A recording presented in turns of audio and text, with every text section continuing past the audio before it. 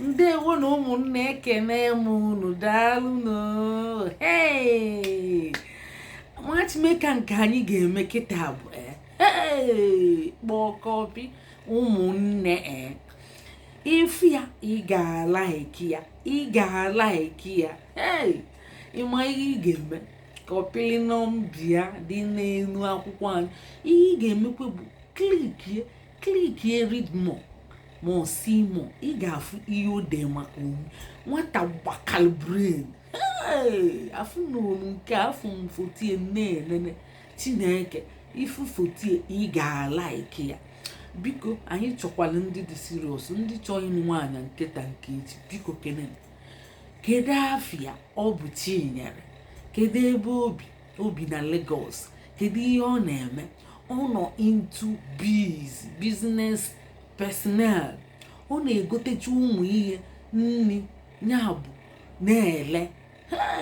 Ịma na ihe nri bụ nọmba 1 n'ụwa niile na biznes. Ihe nri maka ị ga-eli nri ụtụtụ efifie abalị, mana o nwee ike akwa ihe egie ngo na abụ na na-eye ma ọ bụ ịchọ ime isi ofu mme na arụ, mana ọkwa ifuru ihe nri o nwere ezigbo aka ọlụ.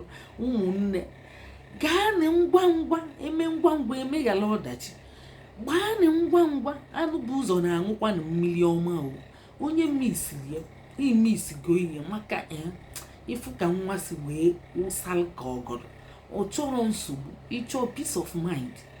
Ọkwa ịchọ peace of mind, jee nụọ nwanne anyị nwaanyị a bụ Chinyere bi na Lagos. Ọkwa ịchọ peace of mind, ịchọrọ udo, ezi udo, wee ka Chinyere bata n'obi gị, wee ka ọ bata n'obi gị. Jee nụọ ihe ị na-achọ na Sokoto, ifugokwu ya na Sokoto. Kedu afọ n'ọdị 34 ya bụ 34 yoli. Ọkwụnụfụ na ọ dị yoli. Onye ọbụla ya bụ bido n'afọ kedu approve eji anụ nwaanyị, eji anụ di na nwaanyị bido na 21 ka eji anụ nwaanyị wee ruo 40, even 45 na-amụkwa nwa. Anti anyị ọdụ 45 mụọ nwa n'izu ụka gara aga, mụkwalala na-aga. Ya bụ mgbe ọ nụrụ di bụ 40, mana kịta ọmụgolo na-aga.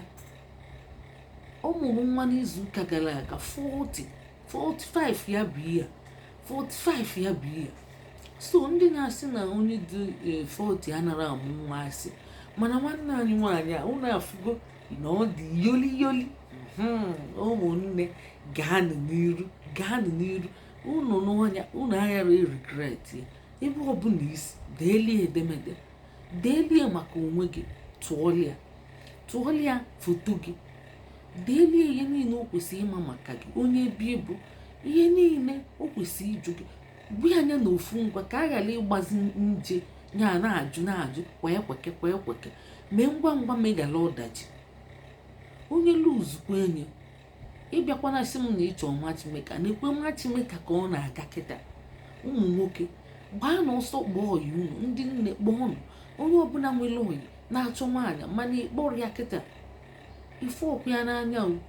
Ọyị m aka m agwa gị ịma na ịbụ ezigbo ọyị m, agwakwa gị ịma na ịbụ ezigbo ọyị.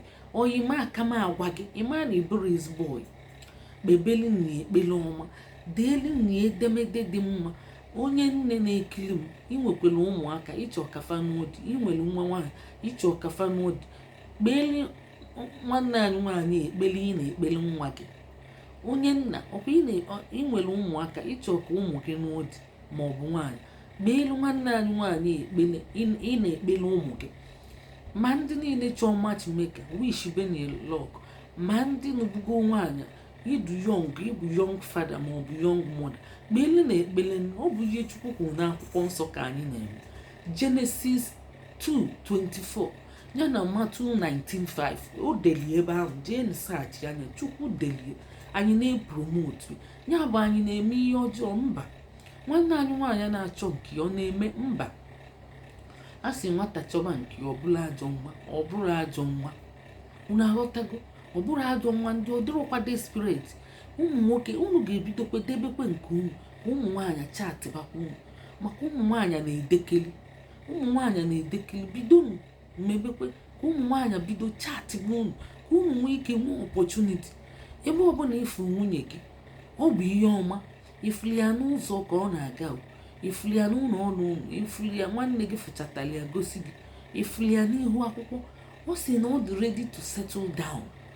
Ifugo ka o si unu ready to settle down, ị chọrọ udo, wekachi nyere bata n'obi gị, ịkọpịrị nọmbịa, ijuzi anya, you get to know each other more,